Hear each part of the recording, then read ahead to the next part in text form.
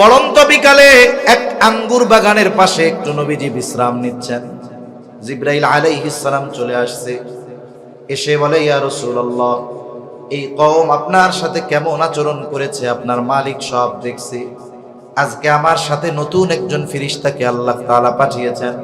নবীজি বলেন, এইবার ওই ফেরেশতা আমার সামনে আসলো, সালাম দিল, সালাম দিয়া বলে, ইয়া রাসূলুল্লাহ, এই কওম আপনার সাথে কেমন আচরণ করেছে আপনার মালিক সব জানে।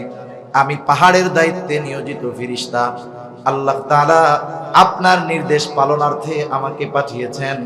আপনি যদি আমাকে নির্দেশ দেন, যারা আপনার সাথে এমন আচরণ করেছে, দুইটা পাহাড় দিয়ে আমি এদেরকে পিষে দিব, একেবারে নিশ্চিহ্ন হয়ে যাবে, এদের কোনো অস্তিত্বই থাকবে না।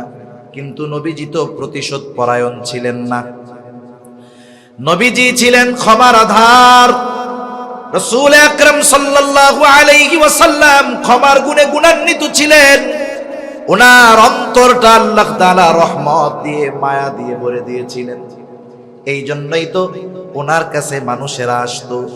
নবীর কাছে যারা আসতো, নবীর এই নরম আচরণের কারণে আল্লাহ তাআলা কোরআনুল কারীমের মধ্যে বলেন, ফাবিমা রাহমাতিম মিনাল্লাহি লিনতা লাহুম ওয়ালাউ কুনতা ফাযযান গালিযাল কলবি লানফাদ্দু মিন হাওলিক ফা'ফু আনহুম ওয়াস্তাগফির লাহুম ওয়াশাওিরহুম ফিল আমর।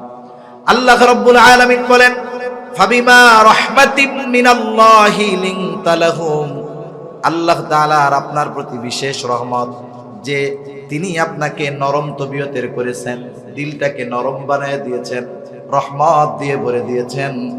ওয়ালাউ কুনতা ফাযযান গালিযাল কলবি লানফাদ্দু মিন হাওলিক, আপনি যদি কঠোর স্বভাবের হতেন, আপনি যদি রূঢ় হৃদয়ের হতেন, আপনি যদি কঠোর রুক্ষভাষী হতেন, এরা আপনার আশেপাশে কেউ আসতো না। এরা তো আপনার এই তবিয়তের কারণে, আপনার মায়া মোহাব্বত ভালোবাসার কারণে আসে। একটু যদি এদের দ্বারা উল্টা পাল্টা হয়ে যায়, আপনি তাদেরকে ক্ষমা তো করবেনই করবেন, সাথে সাথে এদের জন্য আল্লাহ তাআলার কাছেও ক্ষমা চাইবে। এমন নরম দিলওয়ালা নবী। ফেরেশতা বলে, আদেশ দেন, দুই পাহাড় দিয়া এদেরকে শেষ করে দেই। নবীজি একটু আরাম করতেছিলেন, যেহেতু ক্লান্ত, এবার উনি উঠা বসছে। নবীজি ফেরেশতার কথার জবাবে বলতেছে, কেমন যেন বলে যে, তুমি তো বলতেছো যে আমাকে আদেশ দেন, দুই পাহাড় দিয়ে এদেরকে নিশ্চিহ্ন করে দেই, পিষে দেই, কিন্তু এদের ব্যাপারে আমি কি আশা করি?